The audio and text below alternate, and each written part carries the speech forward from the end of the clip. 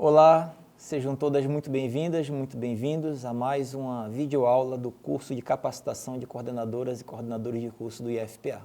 Em uma das aulas anteriores, a gente falou sobre o CC, conceito de curso, aquele conceito atribuído pelo MEC para fins de reconhecimento e renovação de reconhecimento.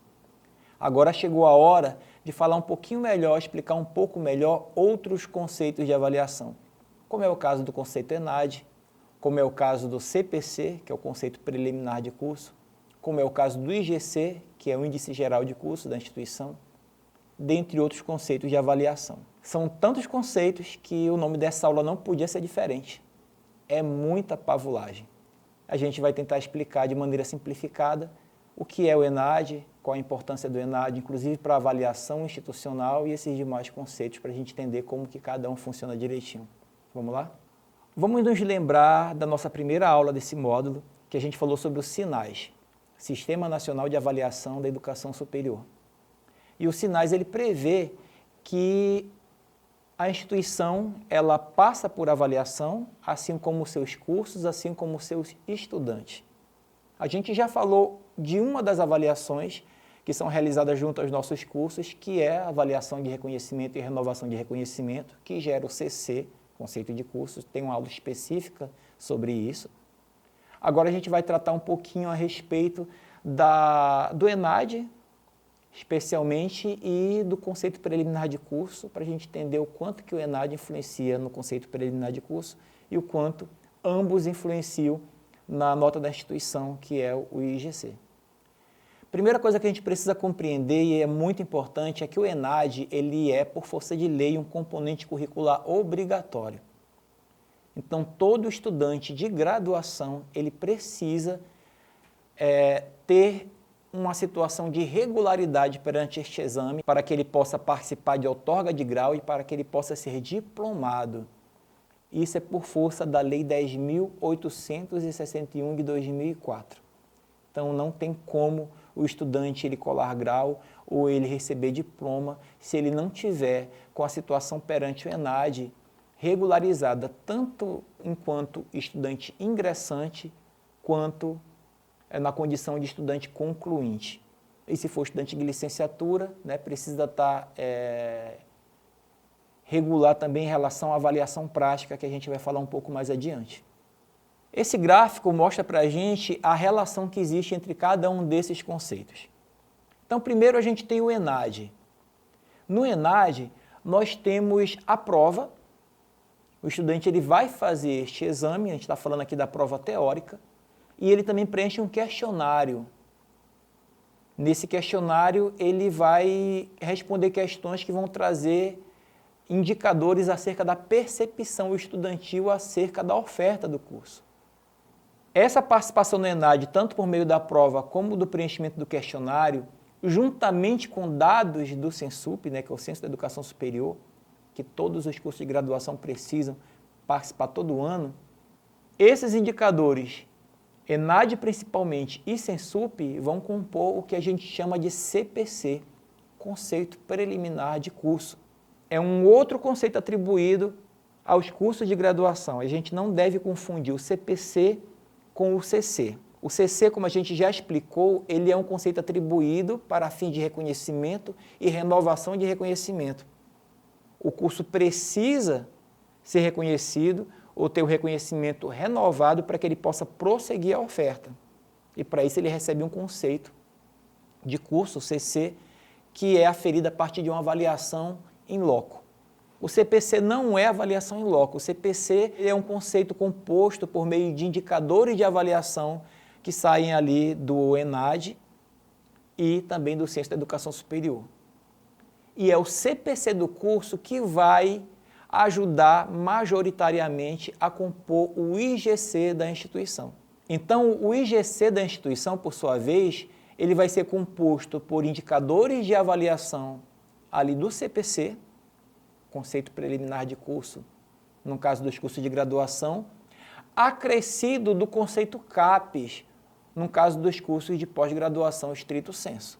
No IFPA, como a maior parte dos nossos cursos na educação superior são cursos de graduação, o peso do CPC ele é maior do que o peso do conceito CAPES, né, que são dos cursos de pós-graduação estrito sensu.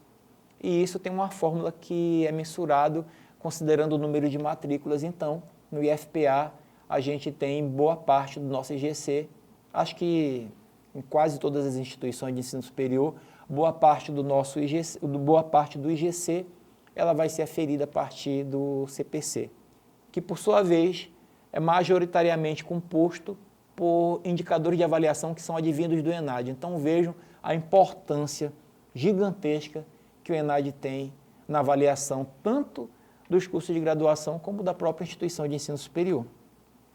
O questionário que o estudante preenche por ocasião de sua participação no ENAD, ele é composto por 3 dimensões. A primeira dimensão é a dimensão didático-pedagógica. Vejam como é muito parecido com as 3 dimensões do instrumento de avaliação do INEP que a gente tratou em uma aula anterior, né? Uma outra dimensão é em relação à infraestrutura e às instalações físicas, né, da instituição onde ele estuda.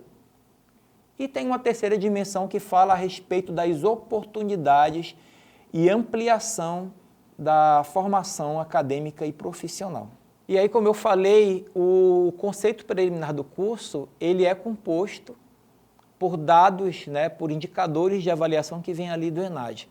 Vamos entender um pouquinho como é essa composição para a gente compreender a força que o ENAD tem na composição do CPC, né, e a força que tem os indicadores do Censo da Educação Superior, o Censup. Nesta tabela, a gente pode verificar o detalhamento da composição do CPC. Então, primeiro a gente tem aqui o desempenho dos estudantes no ENAD, tanto por meio da nota deles no exame propriamente dito, como por meio de um indicador que a gente chama de IDD, que é o indicador da diferença entre o desempenho observado e esperado.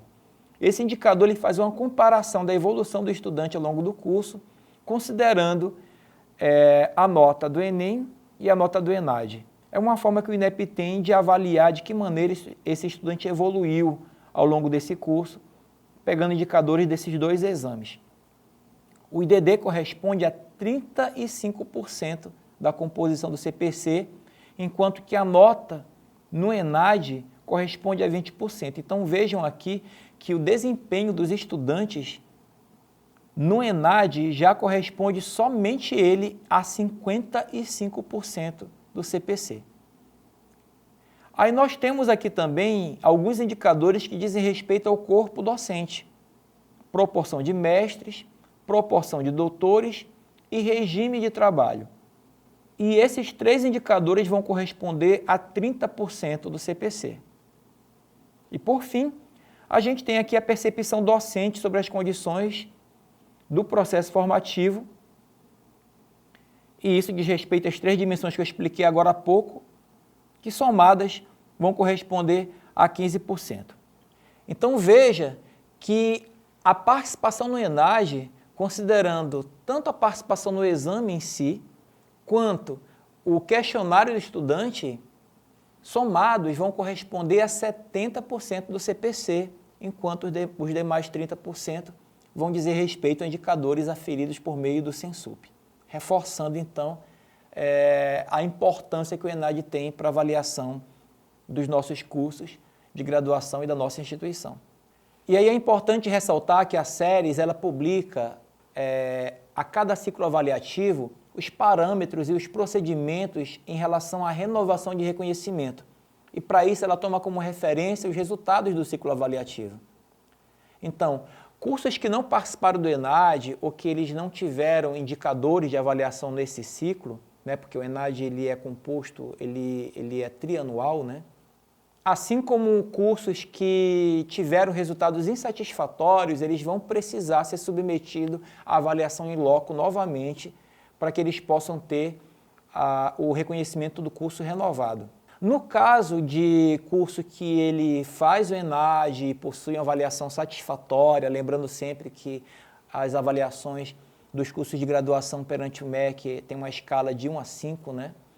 Então, quando o curso ele tem uma nota satisfatória, minimamente satisfatória, ou seja, a partir de 3, e ele reúne algumas outras condições, né? Ele tem ato autorizativo válido, ele tem indicadores de qualidade satisfatório, não alterou o endereço, não ampliou o número de vagas, não sofre nenhum tipo de penalização em decorrência de algum processo administrativo de supervisão nos últimos anos, não existe nenhuma medida de supervisão em vigor em relação à instituição aplicada pelo MEC.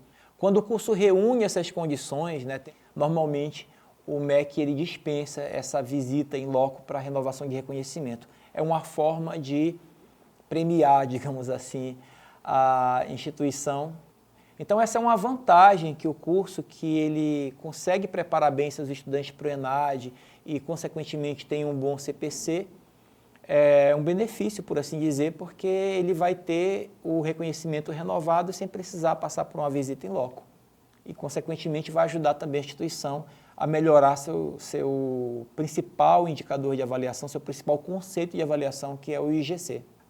Nessa outra tabela, a gente verifica como que se calcula a média do IGC. Como eu expliquei, ela é uma média ponderada que vai envolver as notas contínuas do CPC dos cursos de graduação e também dos conceitos CAPES dos programas de graduação estrito sensu.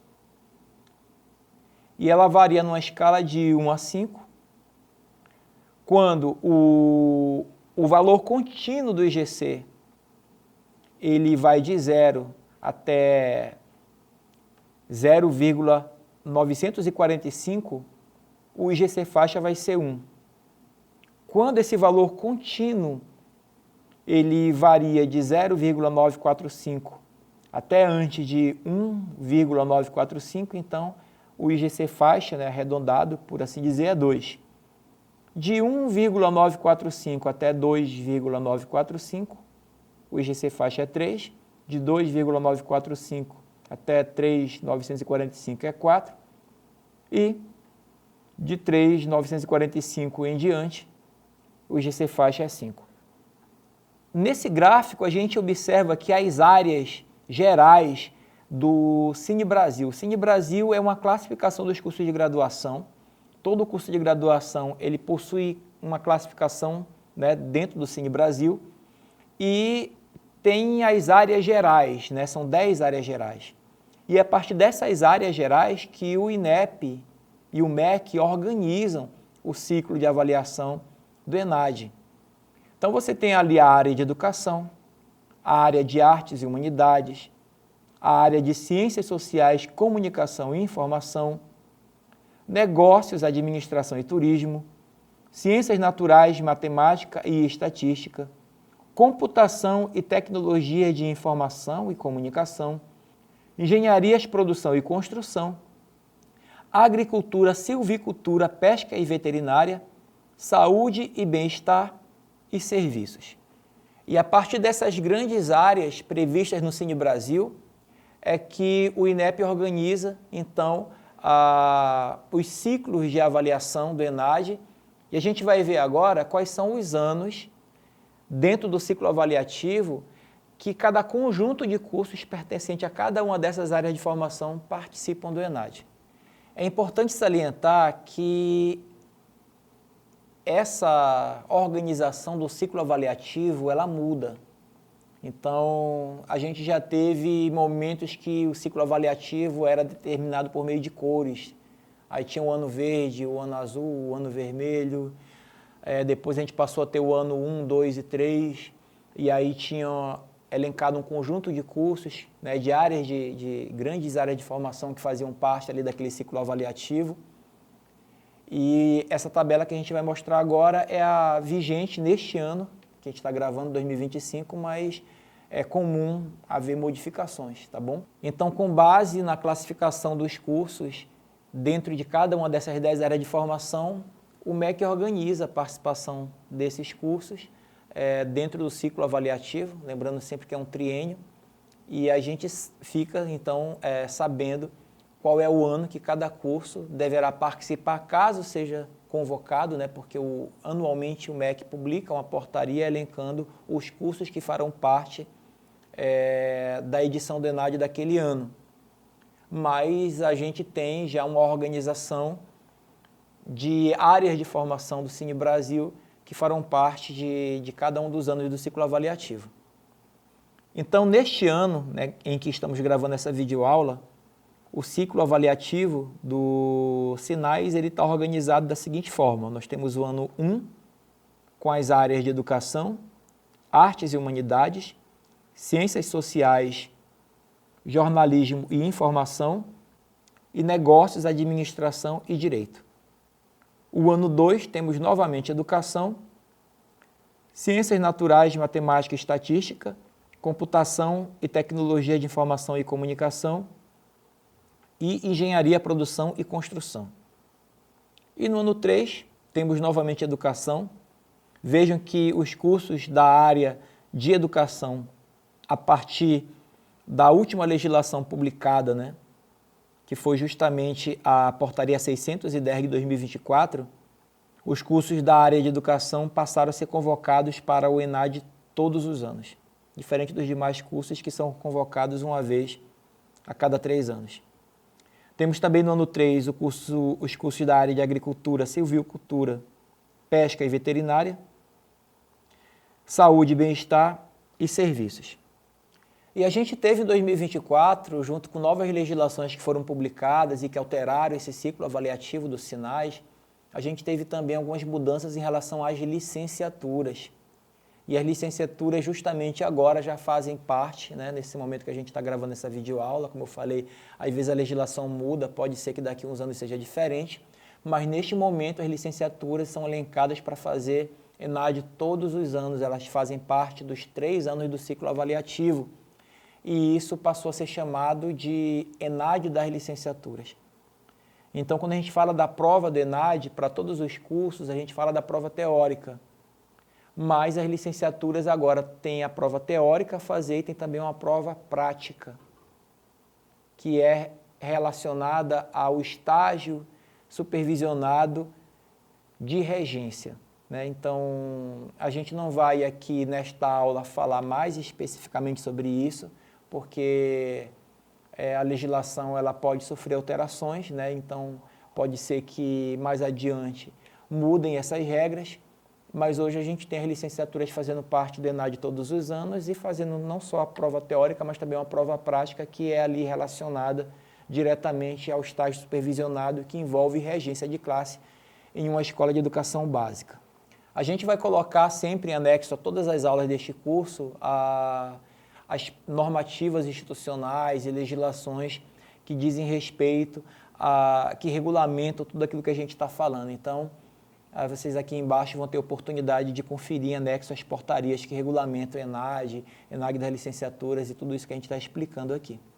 É muito importante a gente lembrar que ao longo desse processo, a instituição de ensino superior, os coordenadores de curso e os estudantes, eles têm responsabilidades. É preciso acompanhar, a coordenação de curso, ela tem uma responsabilidade muito grande em relação ao acompanhamento da inscrição dos estudantes. Aliás, em relação a realizar a inscrição dos estudantes no ENAD, a ler o edital, a verificar as regras para que você inscreva seu estudante como estudante ingressante ou como estudante concluinte na prova teórica. No caso das licenciaturas, inscrever os estudantes que estão fazendo o estágio supervisionado de regência naquele período, inscrever para fazer a prova prática, acompanhar as inscrições, orientar os estudantes em relação à realização do cadastro desses estudantes nesses exames, né, e todas as orientações que eles precisam, acesso aos materiais, acesso ao edital, porque ele precisa ler o edital. Então, esse acompanhamento é fundamental, inclusive para fins de regularizar a situação dos alunos, porque em algumas situações que o estudante ele deixar de ser inscrito por algum esquecimento, né, por algum equívoco da coordenação, ela vai precisar entrar ali no sistema ENAD, dentro do perfil do coordenador e preencher um termo de responsabilidade da instituição de ensino, que é um termo preenchido pelo coordenador assumindo que houve esse erro para regularizar a situação do estudante.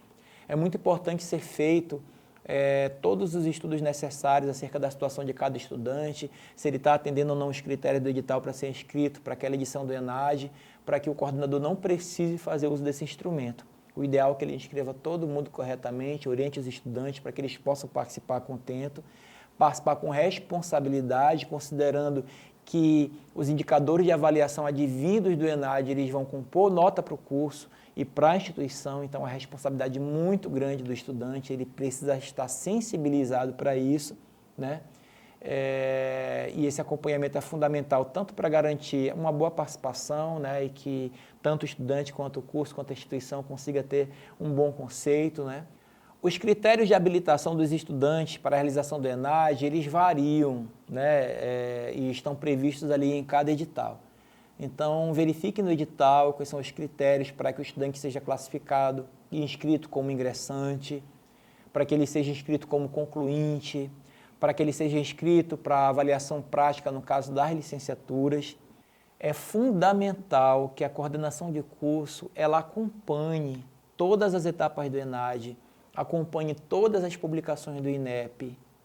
Tem um edital que precisa ser dado publicidade ampla à comunidade acadêmica e a coordenação precisa se apropriar e estimular os estudantes a se apropriarem também, porque reforçando a participação dos estudantes no ENAD gera indicadores de qualidade para o curso, que consequentemente gera indicadores de qualidade para a instituição de ensino superior.